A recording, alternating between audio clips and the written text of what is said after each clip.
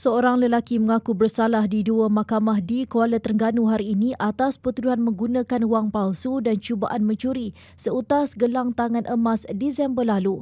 Di Mahkamah Session, Ahmad Faisal Muhammad Syarani, 34 tahun, mengaku bersalah melakukan suatu percubaan menggunakan 359 keping wang palsu bernilai RM50 yang mempunyai nombor siri yang sama di sebuah kedai emas Lelong Maya, Jalan Hiliran, Cabang 3 Kuala Terengganu pada 18 Disember 2025, kira-kira pukul 3.10 petang.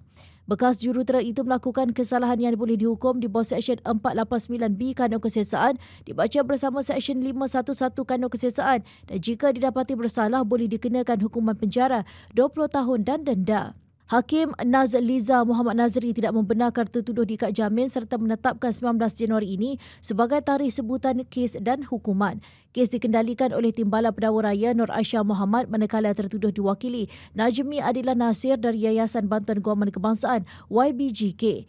Di Mahkamah Majistret pula tertuduh mengaku bersalah atas pertuduhan cubaan mencuri seutas gelang tangan bernilai RM29,000. Tertuduh didakwa di bawah Seksyen 380 Kanun Kesiasaan dan dibaca bersama Seksyen 511 Kanun Kesiasaan dan jika sabit kesalahan boleh dikenakan hukuman penjara 10 tahun dan denda. Majistret Ifa Nabiha Muhammad Ishak membenarkan tertuduh diikat jamin RM5,000 dengan seorang penjamin dan menetapkan 19 Januari ini sebagai tarikh kes dan hukuman di Mahkamah Majistret Dungun.